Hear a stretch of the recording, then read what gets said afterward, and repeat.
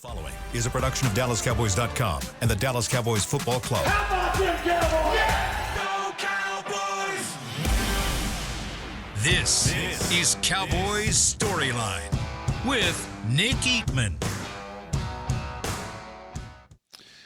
What is up? Welcome to Cowboys StoryLine. Tuesday, December the 10th, Cowboys. Tough loss against the Cincinnati Bengals, 27-20. I called it a gut punch, another one to this season. I don't know how you can describe it any other way from the Cowboys standpoint. Had a chance to win. It never felt like it was one that, to me, it never felt like it was a game they were going to win.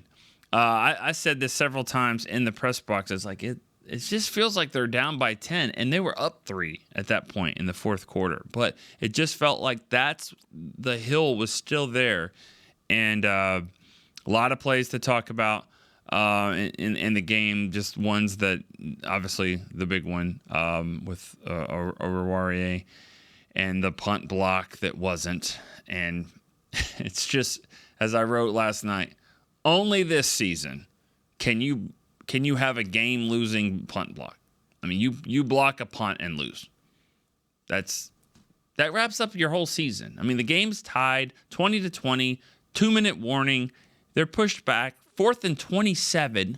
4th and 27, okay? They're at AT&T Stadium, and they've got to get to the star. That's how that far they've got. And the punt, and I'm watching this punt again, and that's one thing that I think is just such a crazy, I don't know if it's a bad rule or whatever, but they didn't even get 27 yards. The ball didn't even go there. I know that's the rule, though. The ball goes forward past the line of scrimmage, but the Cowboys never got possession of the ball. That's one thing that maybe they should change that rule. But either way, they get a punt blocked, and it turns out to be a negative play. Only this season. All right, 888-855-2297. I'll let you guys do a lot of the talking on that play and the entire game. Let's start it off with Irene in Falls Church, Virginia. Irene, what's up? Hey, good morning. Oh, man, how do I start on this one? So this was a difficult game. Devastated for Overshown. Poor guy. I don't even know. Just last night I was telling a friend he's my favorite player on the team, and then gruesome injury. People are suggesting he might be out all next season. I'm sure we don't have an official update on that yet, but it's just, man, I hate it for him and for the team and for any transition to 3-4. I'm sure it changes our draft ideas a little bit. Yeah. Next, it's tough, man. It's tough being a Cowboys fan. So shout out to all of us, because when something embarrassing like that Oruwariye play happens, I mean, you just don't stop hearing it. It's replayed, and you just feel the weight of it. At least I do. I don't know. Maybe I'm crazy. Probably. And I was so excited for that signing, and now I'm like, cut him. But we need depth right now, so we'll see what happens. It's not like I was mad at Mike McCarthy for not giving the ball to Lipke last season for one fumble, so I probably shouldn't do the same. The same way about Oruwariye that I didn't like him feeling. I do feel like you take on your coach's aggression, although I was listening to Talking Cowboys. It sounds like he thought he was trying to fall on the ball, but still, just get away from it. Anyway, it is what it is. One last thing, I'll be a little spicy here. If Kelly Finglass, give the pink slip to that cheerleader. We don't need cheerleaders cheering for other teams. I know she won't fire her today, but at the end of the season, we don't need that. All right, that's it. Thank you. Right. Bye. All right. I'll let other shows talk about that one, but we'll stay to the game. Yeah, the Oruwariye play, it sucks because the ironic of it all. Ironic part of this is the fact that he was signed yesterday. It's rare to be signed the day of the game, but because it's a Monday night game, he was actually added to the roster that day, and because of the depth, they needed some help there at corner, and I thought when I saw him being added and some of the other moves that they made, I thought, well, maybe Trayvon Diggs isn't going to play, but they did it for depth. He's a good, solid player. Oruwariye is a good player. He played well. Remember the Giants game way back in week 4 where he picked off the pass to save the game, and he started there, and he started the next few. I think he's a good player. But you just kind of get caught in the moment. And we see it from our vantage point. We see the whole thing develop. And so everybody kind of knows the rules and all that. I think from what I've heard, he kind of got turned around. And when he got turned around, he's not sure what he's seeing. But at the same time, you don't have to. It doesn't matter if the ball rolls 4 or 5 more yards or whatever. You're not trying to save field position here. You're just trying to keep the ball. And so, you would love for him to just get away from it. He should have. He should have done that. He's a veteran player too. He should have gotten away from it. So I'm not one that's going to sit here and blame the coaches on this. If y'all do it, that's fine. But I don't think so. This is a veteran player. Everybody in the press box knows the rule. These players know it as well. He got caught up in the moment. All right, let's go to Michael in Bowling Green, Kentucky. Michael, what's up? Hey, Nick. Well, how's it going? I'm sure I have a different perspective on the game than most of your callers are going to have. I enjoyed it. I mean, the Bengals they got a losing record, but they're high powered. And we went toe-to-toe with them, and one guy had to make a Leon Lett move, and, it happens. I think we're going to still win multiple games down, the last 4 games of the season. I believe the coaching staff should be back in as the whole they are next season, and, work this thing over again with healthy players and some new ones. I enjoyed it. I liked it. I don't blame Parsons for being upset. He got victory taken out, right at and he was just upset. It just shows he's a strong competitor, and I liked it. So I'm happy with it. I mean, y'all really want to trade Micah Parsons? Like, no, I don't. I'm just speaking in general here, Michael. I don't think you've been that guy that said that, but I mean, Micah Parsons. Hey, I'm looking at the stats. He had 0 tackles in the game. He has 0 sacks, and he played his ass off. Like he got held a lot. He got doubled. He got tripled a couple times. He is fighting through it. He's running. He's chasing. Like, he played outstanding. And you look at the stats, and you're like, you didn't do anything. But you watch the game, and you're like, he was trying to wreck the game, and he doesn't really have a stat. I'm sure he'll have about 8 pressures. But, yeah. Anyways, sorry. You have another. And you're right about it was a good. Going on piggybacking what you said, he's only going to get better. Yeah. Don't get rid of him. Yeah. But that was all I had. Just wanted to put some optimism out there. Okay, I appreciate it. Thank you for the call, Michael. And you're right. I mean, it was an entertaining game. Of course, it was a fun game. It was one of those. It's Monday Night Football. They're going toe to toe. You got a top 3 quarterback in the league. Depends on how you want to slice it. I mean, he's outstanding.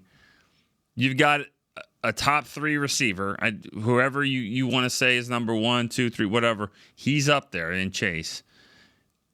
He beat some. He cost some people some fantasy football games, and he won some for some others as well. I can promise you that. I know that actually. But you've got Cooper Rush on the other side.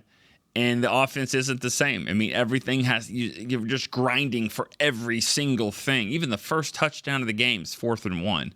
And what a beautiful throw that Cooper Rush made for the touchdown. But so it was a fun game back and forth. They got the turnover there with Malik Hooker, and then the game was lost to me when they had two chances in a row for a fumble and they didn't get it. And I looked right at Derek Eagleton next to me, and I said, they just lost. They lost the game. Because you have to take advantage of those. It's Christmas season. I say it every year. I'll say it again. Someone wraps up a present, hands it to you. You say thank you, and you open it. You open it. You don't give it back. You say, nah, it's okay. Just re-gift it. You don't do that.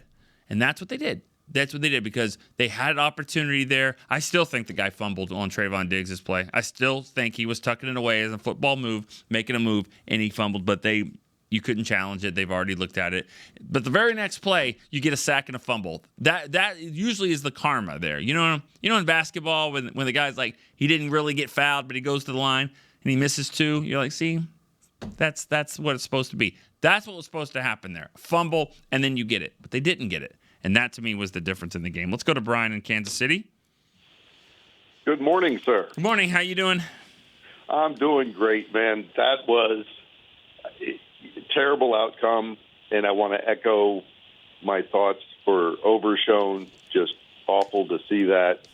But, wow, what an entertaining game. Again, Cooper Rush surprises me as a perennial backup. Somehow, some way, he's a competitive guy. Yeah. He gets in there. He wins some games. He loses some. But he somehow competes no matter what the stage, who he's competing against.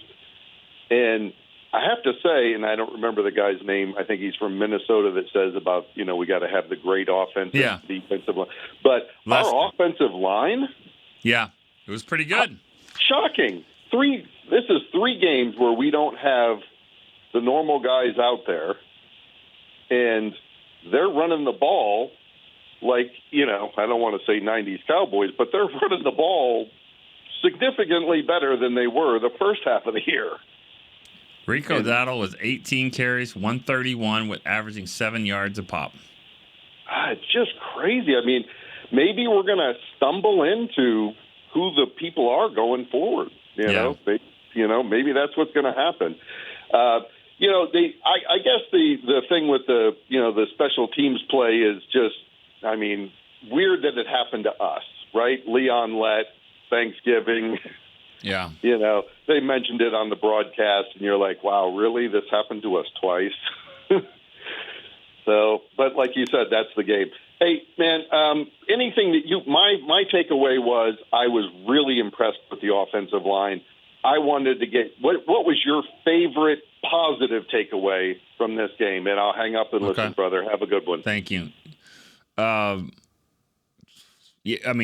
Yes. Brock Hoffman, playing guard, moves to center with BB out, and they move the ball. I'm gonna do the stat here for tomorrow's show, but when he's in the game, they have success. They have success running the ball. And it's a small sample size, but it's going to be bigger and bigger here because he's going to play the last 4 games at some spot, maybe guard, maybe center, just depending on the health of BB. BB had a concussion. They cleared him, then they came back, and then he said no, he's not cleared now. And now remember it's a short week, and this was the same thing happened to Ferguson. Ferguson had a concussion on Monday Night Football against Houston. He didn't play the next game or the next game. So we'll see how it is with BB. But I thought from the takeaway standpoint, I thought the way they ran the ball, I thought Rico ran it really well. He had some nice holes as well, and so that was my takeaway for the game there. All right, let's go to Rob in Vegas. Hey, Nick. Hey, Rob.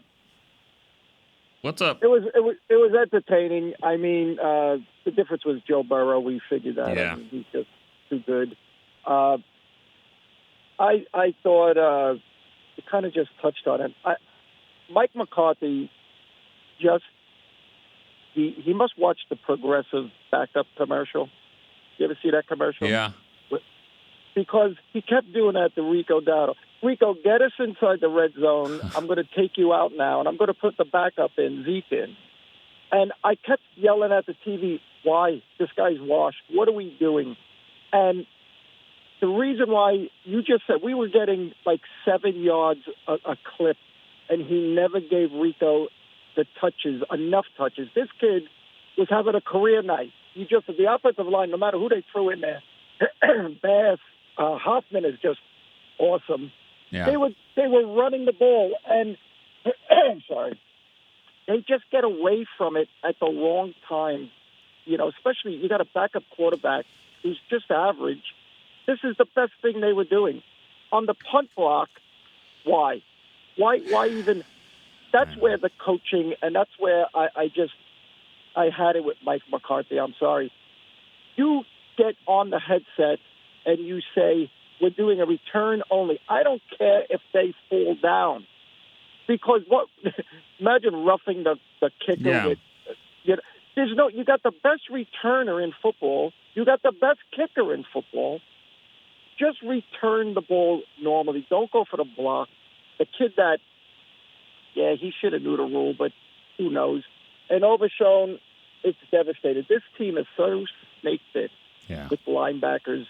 Van Der Esch, Sean Lee. I mean, unfortunately, I just think Overshown's going to be that guy you're going to say, what if? What if he didn't get hurt? Because these are just devastating injuries. It's not like, I was hoping maybe it was a sprain. Me too. From what I'm hearing, it's awful. Yeah. But I don't know. The game was, the defense played great. They held them to 20 points. You're right, Michael was flying. If you could get a pass rush from the other side, it would have been awesome because Micah had him so many times and he just kind of snuck out. But my thing is, I'm sorry, the coaching when it comes to the red zone and it comes to just running the ball, you had the guy. The guy was doing it, and you pull him out and you put in a guy that has done nothing all year. I just don't get it. I just don't get it. But now Jerry needs to put his GM hat on, and now you have to play people that you need to see. I don't care if Mike thinks he could still keep his job by winning a couple of games. No. I want to see what Flournoy can do because I know what Tolbert can do, and he can't do much. Mingo gives you nothing. Start playing some guys so you know what you have for next year. Get a head start. You got 4 games. All right. Thanks for the call. I disagree with you on Mingo. I mean, you said that about Mingo gives you nothing. Mingo's never got a pass that's thrown in his area code since he got here, and probably since he was in Carolina as well. I don't know what it is. I mean, it's fun. It's almost a joke now. I mean, he can't absolutely get the ball anywhere close to him. But if he can get in the groove in the offense, and maybe part of it is him. Maybe part of it he's not running the right routes just yet and all that. But if you just watch him, he's fun to watch. I'm talking about Mingo. The guy blocks better than the tight ends that I've seen for this team. You line him up of all the players that can block, and he's going to finish ahead of some of your tight ends for sure. Definitely over your receivers. And so you can yell at me and want and say, "Oh, great, 4th round, we got a 4th round, pick for a blocking receiver."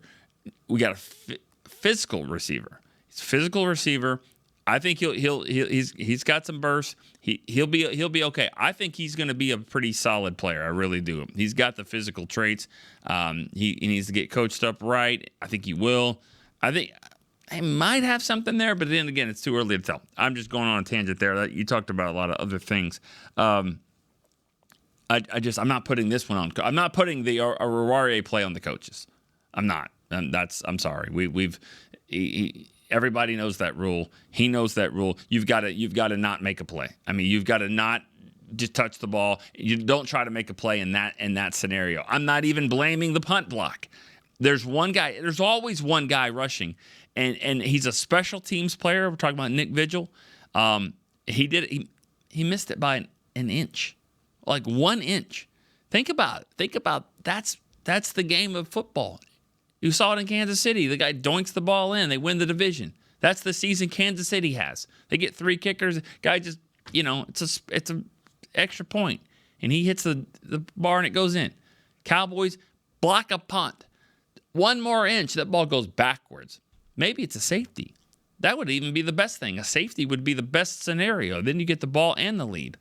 But maybe you get it on the 1. Maybe you touchdown. Who knows? But no, it goes the other way. Not only does it go the other way, but then takes another crazy hop, and that's what right into Aruwariye. That's just the way this season is. But the Overshown, man, unbelievable. Bad luck for him, and the timing of it is really bad because how much is he going to be available next year, if at all? I'm hoping for the best, though, with him. Great person and great player. and it's just another really devastating injury for this team. All right, we're going to take our first break here on Cowboys Storyline. We'll be right back to answer more calls and more questions. Cowboys fans, when it comes to navigating the ever-changing world of tax, your business needs a partner it can trust to tackle even your biggest tax challenges. Ryan is the largest firm in the world dedicated exclusively to business taxes. Our team of tax professionals has local expertise in all areas of tax and can help you uncover savings opportunities you didn't know you had. Learn more about how Ryan can improve your overall corporate tax performance by visiting Ryan.com. Ryan, the official tax partner of the Dallas Cowboys. Hey y'all, Matt Pittman of Meat Church here. With football season kicking off, I'm already gearing up to bring the smoker back to AT&T Stadium for some epic tailgates. But with that Texas heat, it's crucial to keep my beer hand cramping cold. That's where Yeti's insulated Colster can cooler comes in clutch. This year, you can even get them with the iconic star engraved on the side. Licensed Yeti Cowboys gear is now available at Stadium Pro Shops, concessions, and on Yeti.com. Check it out today. Yeti, official cooler and drinkware of the Dallas Cowboys. We got big personalities. We got big hair, big belt buckles. We got fans all across this big state and enemies in every other one. We even got a big star on the 50-yard line. Smirnoff knows football is a we thing, an experience that is best enjoyed together. With good drinks and good folks home or away, we rally together. We cry together. And we always rally cry together because, most of all, we got big love for them boys. Smirnoff, we do game days. Please drink responsibly. Back to Cowboys Storyline. This week at AT&T Stadium, get a tour of the home of the Dallas Cowboys, plus a photo with Santa and Mrs. Claus. This is December the 10th. That's today through the 14th. Limited inventory is available. Secure your tickets today at attstadium.com/tours. All right, welcome back to Cowboys Storyline. Talking about the Cowboys' 27-20 loss to the Bengals on Monday Night Football. Very entertaining game. I think, you should be proud of the team, the Cowboys, but that's not what we're looking for here. I mean, I'm not talking about moral victories here. This is a chance to win. I mean, he had a chance to win 3 straight, to get to 6-7, and I called this the fork in the road game. This is it. This is the fork in the road. This is, what are you going to do? Are you going to go left? Are you going to go right? Are you going to really be a serious contender? And I don't even know if winning the game would have made you a serious contender, because you beat a 4-8.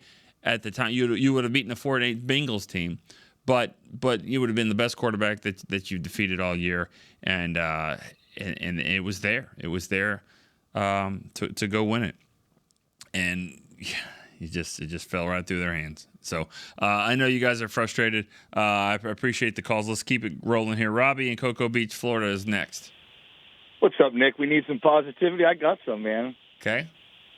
I'm not being defensive today either, man. You can say anything you want, and I'll be happy. You know why? Because we played our hearts out. And we played good football. Our defense looks solid. I'm going to agree with everything Rob said except 2 points. I agree with the block, or trying to. I mean, because like you said, any given Sunday, it's a game of inches, right? It's one in the trenches. And that 1/2 inch or 1/4 inch changed that whole game. Here's why I don't hate it, though. I'm going to cut you off. Here's why I don't hate it. This team, this is not like Joe Burrow gets the ball at midfield, game's over. Like when they got the ball, game's over. If Cooper Rush gets the ball at midfield, is it over? Like their 2-minute offense is not good. That's one thing. No, I disagree with you. I think if we get the ball at midfield with 2 minutes left, we got a kicker that can kick it 65 yards. Yeah, I think we need 5-8 yards. Okay, they probably would have kicked a field goal there, but nothing's guaranteed. Even getting a first down. True. And so. I even said it in the press box. I said, "Hey Bones, you got a block punt in you this year." I said it, and then boom, it double thud. You hear it. I'm like, "Oh my God, it happened!" And then next thing I know, the Bengals got the ball. But I'm saying I didn't hate it because this team needs that. They needed a turnover. I agree wholeheartedly. So they can't just. I was move cheering when it happened. And yeah. Vigil made a good play. He made a good play. Yeah, he knows how to go and get that. He's not going to rough the punter and all that stuff. He made a smart play, good play. Even if you get a 5-yard running into it, that doesn't kill you. It's 4th and 22. You're right, because it was 4:26. Yeah. All right. Yeah. What else you got? So my buddy's a Giants fan. He always gives me a hard time. Not always. He's actually a pretty good football fan. When would he ever give you a hard time? Like when would he have been like, oh, you're like not as a Giants fan? Like 10 years ago. Okay, but not always. Yeah, not recently. Okay. Yeah. And he said something about Micah, and he's like, I can't believe that he just walked off the field and was so upset and didn't even shake anybody's hand. And I'm like, you know what? I get that, man. That guy, the whole defense, we played our hearts out, man, and to lose at the end like that. Yeah. Man, we got 3/4 of our players are backups out there. Offensive line, defensive line shifted around. Mozzie looked solid, even on that first drive when we stopped them. Yeah. Well, that's took on a double team and held them both. That's what he's supposed to do. And then Overshow made that first tackle in the game. It was because of Mozzie. I thought it was great. Yeah. I don't think it was Burrow that beat us. I think it was just like you said, that luck or the gods or that 1 inch or half an inch. I mean, because we held Burrow in check pretty much the whole game. I thought so. Yeah, he kept their offense in check. I mean, that was their game plan, was to get the ball to Chase and of course. But yeah, they it was on. Yeah, I mean, he has good numbers. Burrow, 33, 44, 369, 3 touchdowns, 1 pick. that's a great game. But let's take away that last 60-yard or 50-yard pass to Chase. True. Yeah, they don't look so good without that block. We're talking about a 300-yard game, 2 touchdowns and a pick. Yeah, but still probably a loss. But a loss. Get the ball back in the 35-yard line. Yep. All right, Robbie. That's it, man. All right, we'll talk to you guys tomorrow, maybe. Sounds good. All right, thank you. Micah can't win. Okay, let's just simple as that. He can't win. He's frustrated. He wants to win. He's not giving up like a lot. There's different players on the team with different attitudes, different mindsets, all that. Micah was visibly upset. He was heartbroken. He played so hard in that game, and it was there. And for him to walk off that, fine. What do you want him to do? You want him to go and take his jersey off and trade it with Hendrickson and take the photo. Here, you have my jersey. You're a pass rusher, Pro Bowler. I'm a pass rusher, Pro Bowler. See you later. Stay safe. See you at the Pro Bowl, maybe. Bye. Have fun. That happens. There's 60 other guys doing that, 30 from each team that are doing that. Micah does that. He'd be crucified. So he walks off the field pissed off, mad. Okay. So you're telling me he could have played in the 80s, in the 70s, I'm sorry. I'm just not. I'm not here to crucify Micah Parsons for that kind of stuff. The guy played an amazing game, and I'll say it one more time. I'll say it 100 times. I'd re-sign him tomorrow. Figure it out, the defense that'll make him even better, and I think he's an unbelievable player. He needs some help. He needs some guys around him. But you watch him play, and you watch how tough he played. He fights through these double teams, and you're like, okay, you see it, guard and tackle. You're not getting through, okay?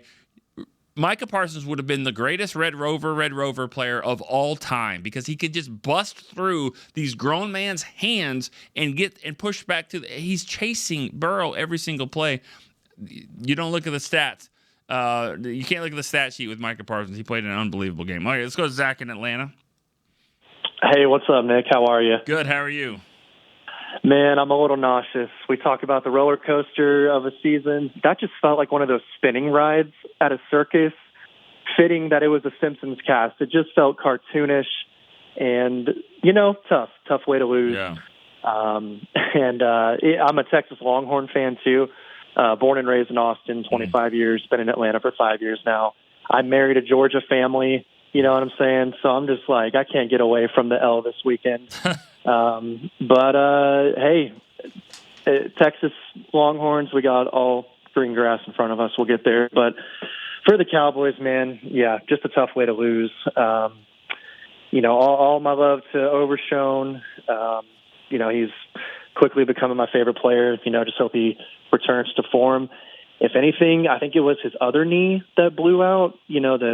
The initial ACL tear was the other knee. He was looking healthy. And so, with this being the other knee, maybe, that'll help just ensure that the other knee is fine, and then, he can bounce back here. But, yeah, tough loss, man, with Overshown. If anything, the injuries are forcing the next man up, next man up, and everywhere on the field. And I'm hoping that the coaching staff pushes that as well and gives some down roster guys opportunity.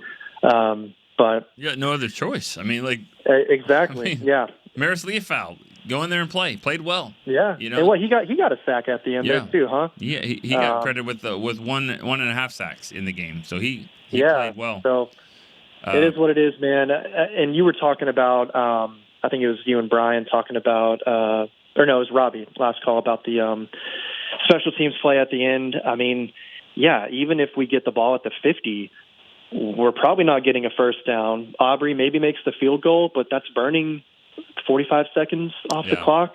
Joe Burrow gets the ball back with 1:15, and obviously they scored a touchdown when they had the ball at midfield. So it was going to be a tough way to win the game. They needed that break. They needed that turnover by, when Diggs, I thought, stripped the ball. They needed that. They needed the next play, or the punt block to go their way. They needed that. And they had a few, and they found a way to mess it up. I feel the same way about Texas. They had that game too, and didn't take advantage of the opportunities. So all that to say, man, appreciate you and Beam, Cowboys Storyline Nation. Let's keep rolling. All right, Zach. I'll talk to y'all later. Thank you. Yep. I share a lot of workspace with Texas Longhorn fans, and they're in the playoffs. So they're in the playoffs, and they're at home in the playoffs, and so they should be fine. This was a playoff-like game for the Cowboys. I mean, it was one of those, and he still had an opportunity to do something. It's very slim chance, but that was it. That was the chance. I feel like I keep saying it over and over because that's what it was. It felt like a playoff game, and it felt like a playoff loss. When you're in the locker room after the game, just the emotions of it, it was a weird setup, and I don't know if a lot of people knew this or have heard this, but I mean, it was an odd scene there with Oruwariye in the locker room and the veteran defensive backs, C.J. Goodwin, Jordan Lewis, basically just did not allow the media to talk to him, and he got asked several times. And he kept saying, CJ was like, no, this is not happening. This is bigger than football. My man's going through it mentally right now. And you could tell, he was just so distraught about the play. And I had a conversation with CJ and talking to him from my perspective and said, hey, I understand, I just hope you understand the media is, doing what they consider to be their job. And he said, yeah, and I'm doing my job. And my job is to make sure my guy's sitting here. He's not right to talk to the media, so he's not going to. And he didn't. He didn't. So I respect that. It was just one of those situations where, the media trying to, just get his thoughts on the play and what are you thinking? But the Cowboys, the defensive backs definitely rallied around Oruwariye in that moment. Let's go to Josh in Chicago. Hey Nick, how you doing? Good, man. How are you? Oh, I've got a lot of thoughts, but I'm going to try to make it concise and coherent and sensible. First out, shout out to Robbie in Cocoa Beach. I think we're both 6 for 6 lately, so got to shout out to my guy Robbie out there. Okay. I like hearing that about Oruwariye. I didn't hear that beforehand, but it's cool to hear that because, let's be honest here. This season, there's been a lot more that's gone wrong. The Saints game, the Falcons game. Baltimore game, 49ers. There's a lot more to this season than just Oruwariye's play. So I'm glad to hear that the team's still rallying around him. He made a boneheaded mistake, but that's not the whole season. So let's not boil it down to just him. But the fans who are saying stuff about trading Mike is still, watch that game. And if there's questions, just, watch the tape because there's no reason to get rid of somebody who's a stud like that, even if you can get multiple first-round picks. This is a generational talent. You don't let that walk out the door. No. As for the block punt, I know there's been a lot back and forth, and I can kind of see both sides of it. But honestly, at the end of the day, you got to win the game, and going out there and blocking the punt would help with that. My problem with the coaching comes down to the previous drive. It's 3:30 left. You got the 2-minute warning. You got 3 timeouts. You run the ball for 12, and then you throw 3 times in a row. I mean, that's just where I have a problem with the coaching, not with the block punt call. You got to do what you got to do to win the game at that point. But the previous drive, run the ball. Just run the ball. So yeah, no, that's my thoughts, man. All right, I'll take it off the air so other people can call in. Thanks. Appreciate it. Thank you, Josh. You're right. I mean, the Cowboys had 6:31 to go, and it's 20-20, and that was right after that double fumble, and looks like they had the ball, and then they didn't, and then they got the sack, and they didn't get it, and they get the ball at the 20, and their first down is a 14-yard run up the middle with Rico. So now you got 1st and 10 at the 34, 6 minutes to go, and short pass to Ferguson. That's when Cincinnati brought a ton of pressure on that play, and Ferguson. I mean, Rush never had a shot there. Then 2nd down, deep left to Cooks. And then 3rd down, incomplete, short left to Turpin. And they punt. But, the Bengals get a couple of first downs. And then that's where those 2 holding penalties really hurt. They had a couple of penalties on that drive that pushed it back to 4th and 27. And then there was a sack too. But, I thought that those might be the difference in the game. But I'm with you. I mean, a guy runs the ball 14 yards on 1st down. I mean, I would think some point in the next three plays he could get another carry. He's averaging 7 yards a carry. So that's one where, McCarthy has said this before, and he said it with Kellen Moore as the offensive coordinator. There was that Jacksonville game a couple of years ago that might have been the reason why they moved on from Kellen Moore, that they were winning by 17.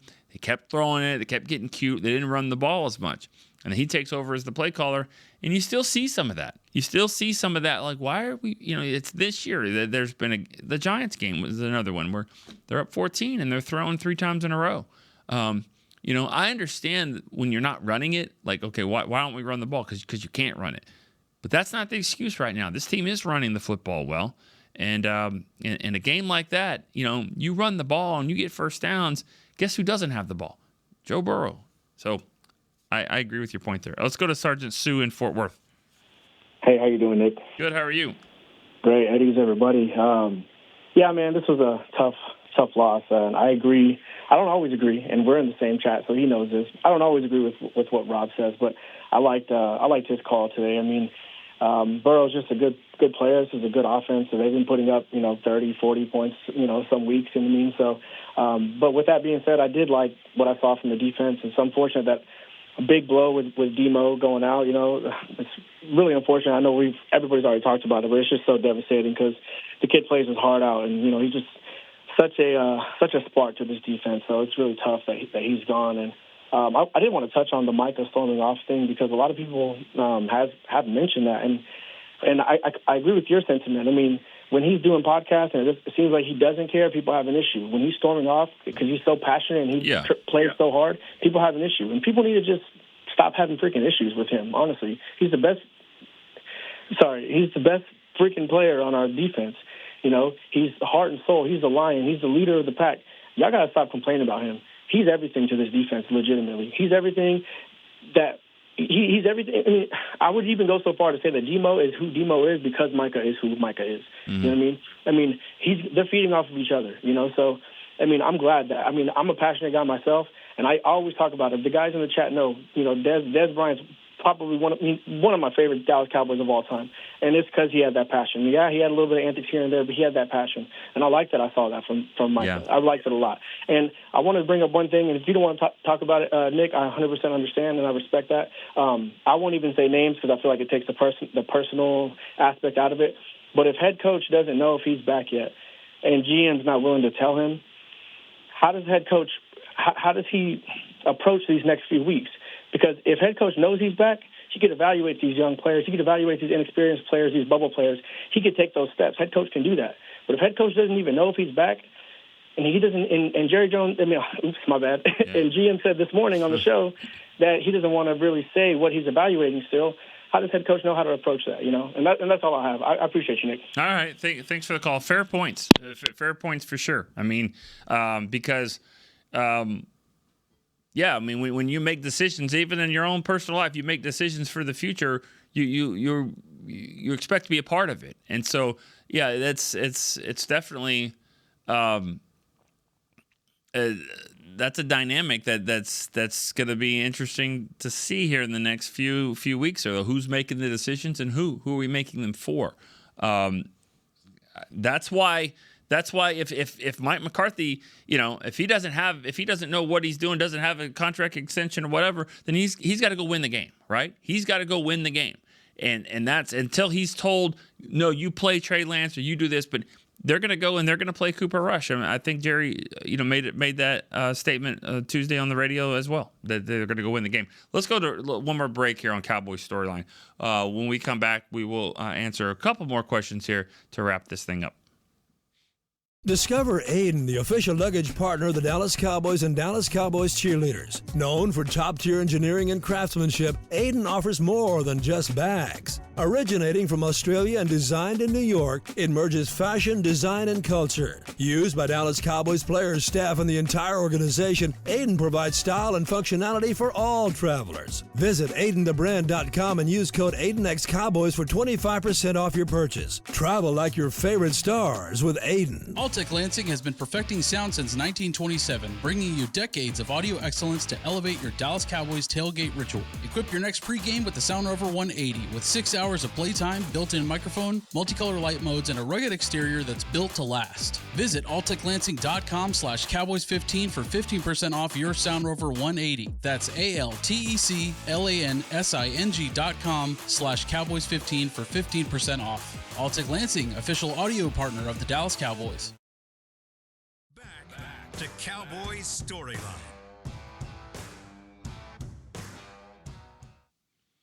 Vote your favorite Dallas Cowboys into the Pro Bowl games. You can vote at probowl.com/vote. Welcome back to Cowboys Storyline. We got a chance to talk to a couple more people here on the show before we wrap this thing up. Let's go back to Atlanta. We got AD in Atlanta. AD. Hey, how y'all doing today? Good, man. What's up? I can't complain. All I asked last night was for us to not embarrass ourselves. And when the play happened at the end of the game, I can't lie, I was upset because I felt like that was the most embarrassing moment. But then as you review the play, kind of listen to what, everybody's saying as far as looking at the play, okay, we got to move past the play. But I think that puts more insight to what you guys were just talking about with the coach not really knowing if he's here or not here and he can't do certain things. And, I mean, controlling every aspect of the game just doesn't seem like his forte, as you want to say, with Mike McCarthy. So more than anything, I think last night just kind of did it for me as far as us bringing him back. I know it's going to be tough to give Dak a new offense and maybe the defense a new defensive coordinator. That's all going to be tough and starting over. But I need McCarthy to kind of control things better than he did last night. For the play calling to the end of the game scenario, making sure we're 100% ready to go. And I think a perfect example is the Kansas City Chiefs. They play games very close to the eras of them and the other team, but their situational decision-making seems to be more in line with how to win in the NFL than what Mike McCarthy is. So that's where I'm done with him. It's time for us to move on. Y'all have a blessed one. All right. Mahomes has won an MVP a couple times. I think he makes coaches look pretty good. Andy Reid's a great coach in Kansas City. There's no doubt about it. And but when you have a great quarterback that makes great plays like that, I think that certainly helps. But but if you're going to make that case about Andy Reid, then remember what you're saying. Because Andy Reid has been in Kansas City for a long time. I mean, he's been there at least 10 years now, at least, and he was with Philadelphia for a long time too. So continuity matters, and you can do that. You kind of can understand. You understand what you're trying to do, what you can coach. The players understand you. So when you're switching out coaches a lot, and I'm not saying that they've done it a lot, but I'm just saying when you change the continuity of things, then that opens up the thing, that opens up the door to have more issues there. I'm not saying that they should or shouldn't make a change at the end of the season or whatever they want to do, but just remember, you people compare things to what Kansas City does, and they've had the same system for a long time, and so it's different there. But continuity matters, and switching it up isn't always the best thing. But I can promise you there would be 31 other really good coaches, I think, if they had Mahomes at quarterback. I believe that. I don't think anyone thinks that there's another quarterback in the league that's better than Mahomes. So it's always a fight for second on who's the best. Maybe it was Burrow, who they just played. All right, Champ in Nebraska. Champ, Nebraska. Grand Island, Nebraska is where Champ is. Champ, what's up? Yes, sir. Hey, Nick, how's it going this morning? Well, Yeah, I get it. That's kind of a silly question. It's all right. Hey, real quick, I called into Talking Cowboys, and I made the reference about A.O.'s play, and I compared it to Leon Lett's play, and I said, to me, the difference was when Leon Lett did that, I fully believe Leon thought, I have to get this ball to win this game, for us to win. I took last night, to me, it seemed like a selfish play. I felt like he wanted to be a hero. I'm going to grab this ball, and I'm going to run it back. Which goes back to kind of what Wanye did a few weeks ago. That one worked out. I wasn't happy with it. I was like, just go down. Keep the ball, run the clock out, game's over. He scores a touchdown, he's happy. He kind of gets a little bit of crap about it, and he says, next time I'll go down, but whatnot. I feel like those plays are selfish plays from this team. And I don't get why. And I could be wrong. I need to go back and look at that play again. Kyle disagreed with me. Kyle said he was just trying to recover the ball in that moment. To me, it looked like he was trying to take it on the run and go back with it. What was your perspective of that? And also the whole Micah thing. I was never on the trade Micah bandwagon at all. But I was a little annoyed with some of the stuff with the podcast and all that. Last night, on the day when Micah had zeros across the board, other than pressures and hits, he showed me exactly who he was, and we better never get rid of that guy. That is Michael Irvin almost type heart right there.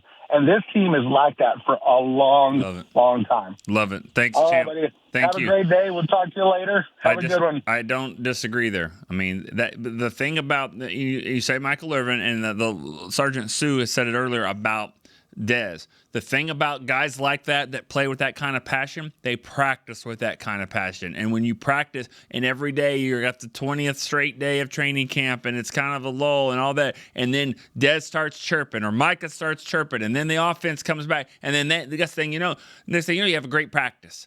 That's what those kind of players do. And so, yeah, I mean, and that's just for practice. And that obviously gets you better, but we saw what he did in the game, and I agree with you there. I don't think Oruwariye was trying to make a play. I don't think he was trying to be a hero. I think he just turned around and saw the ball and thought he needs to get it. Not sure what's happening. He needed to get it. I'm not giving him a pass. He made a mistake. There's no doubt about it. He knows that. Different. Leon Lett, and I've done a documentary with Leon Lett about that moment, and he basically said he blacked out. He blacked out. He didn't even know what was going on. He just saw the ball, and he said he had to go get it. I'm not sure he understood all of the rules really there, young player at the time. The difference is the Cowboys never lost a game after that game, that season, so I don't think that's going to be the case, the same type of situation. Let's go one more call today to wrap it up. Who you got, man? We got Randy in San Antonio. Randy, what's up? Hey, Nick. I know Beam told me I got to be quick. Yeah. And we've already kind of touched on it a lot, but I do want to talk about the call for the block. Yeah. I think the biggest thing is with all the analytics and everything that we have today, still from high school on, when you're in that area of the field, 95% of the time, the coaches put the block on. Mm-hmm. That's the right call. So that's kind of my big thing. Did want to shout out best wishes to Overshone. Hope he gets better. I don't know. Don't want to speculate, but if it's something long term, yeah, more the right recovery. My daughter's going through an ACL thing right now, so I know it's a long process. Anyway, so the right recovery, right? Yeah. The full recovery for far as speedy that, hopefully it's something milder than what we're hearing, but I know it's that. But my big thing is the block punt. That's the right call. Yeah. I think, like you said, AO just saw the ball, Yeah. And then your quick take on evaluating the special teams here, because it seems like it's been the very best unit on the field, but marred with some costly mistakes. Yeah. And that's really all I got. Thanks, Randy. Yeah, I got to be quick too on this. I think that, I don't think it was a punt block. They weren't going for a punt block. I think there's always a rusher that rushes up the field right there through that A gap, and that's what. And you got your special teams veteran Nick Vigil's on the team because he's a special teams player. He's done that. He has the freedom to do it. If he sees that release, he can go and he can stay out of the way. Don't get the roughing call. And if the block is there, it's there. And we all know this. I mean, we're sitting here talking that it was a bad play. If that ball goes sideways, that ball goes backwards, it's a great play. Bones is getting, a lot of credit for it. As for the special teams, it has been that kind of season. Kavonte Turpin dropped the kickoff. It went back to the 1. He picked it up and then turned it into a touchdown. Wanye Thomas gets a kick return and scores a touchdown. He shouldn't have. He should have gone down. Only this team, as I said to start the show, only this team can get a kickoff return for a touchdown, and he should have gone down. And they also get a punt block at the end of the game, and it turns out to be a losing play. Only this team, only in 2024. Great show. We will be back tomorrow to do it all over again. For Chris Beam, I'm Nick Eatman. See you tomorrow on Cowboy Storyline.